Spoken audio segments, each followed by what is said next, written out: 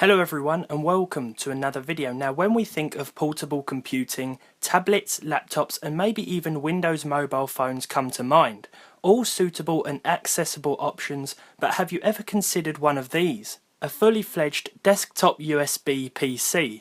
At first glance you might mistake this for Intel's more expensive compute stick, but this is actually one of the cheaper options that other companies seem to be offering. This is known simply as the Hannspree PC on a stick, and here in the UK it retails for £50, which works out as around $70. Supply seems to be very limited though, and I only found this at eBuyer here in the UK, but taking a look at some other sites internationally, and it seems that there are a lot of these by different brands with a similar price and almost identical specs. This device turns any HDMI display into a desktop computer. The first factor you'll notice is its size. Just look at how small it is compared to this TV remote. Some sites have even called it the world's smallest PC. Around the device we have an HDMI connector, which of course is how you connect it up, as well as a micro USB connector which will be immediately occupied by the power source, the single cable and plug.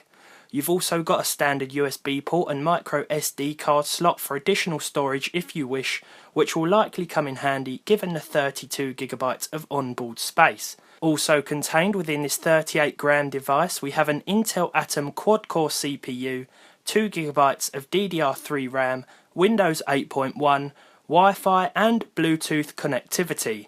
The setup is simple too. Just like any Windows 8 laptop, plug it in, run through about 5 pages and it will restart to your desktop. You'll have to connect a USB mouse first though, but after that you can connect your wireless peripherals. In fact you'll probably have to, considering the solo USB slot. With that done, it was time to take a look at the performance. Immediately at our desktop, and the experience right away felt better than I was expecting. All the drivers are also already installed. There was no slowdown when browsing the web, and when it came to watching 1080p YouTube videos, they ran flawlessly too, providing your internet speed is up to it. You'll also be pleased to know that this thing is very quiet even when under load, and there really isn't anything else I can say about general usage because it handles very well. Just don't go opening too many tabs in Google Chrome, because that's one thing that a lot of lower end hardware and systems sometimes take issue with. Now of course we've got to test out the gaming performance. It would be silly not to. You guys may remember we did a video on a Windows 10 tablet a while back which actually shared similar specs but was let down by its single gig of RAM. It's safe to say that we established that something like this is for older games only, but that's never been a bad thing. We tested out a few titles here, starting with the least demanding Max Payne.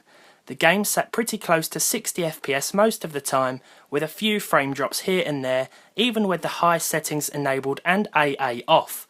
More than playable results here, but that was sort of expected given the age of this game.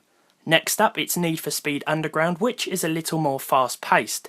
Excuse what is probably awful driving here, but the game runs between 30 and 60 frames per second and sort of jumps all over the place, but never really drops below anything playable.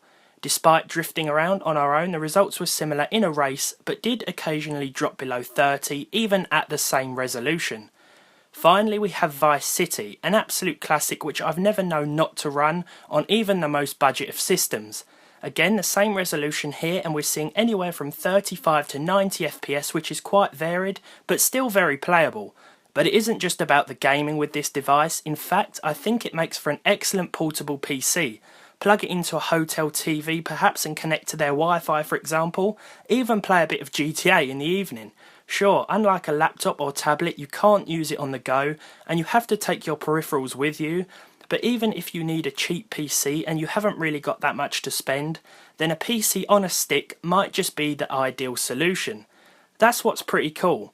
If you've got an HDMI connection, you can just plug it in. Just think, maybe one day we'll be using these for fully fledged gaming. I think this could really be the start of something big, and for $70 or £50, this thing is certainly paving the way. So guys, thank you so much for watching. I hope you enjoyed this little look at this PC on a stick. If you did, leave a like, leave a dislike if you didn't, subscribe to the channel if you haven't done so already, and hopefully I'll see you all in the next one.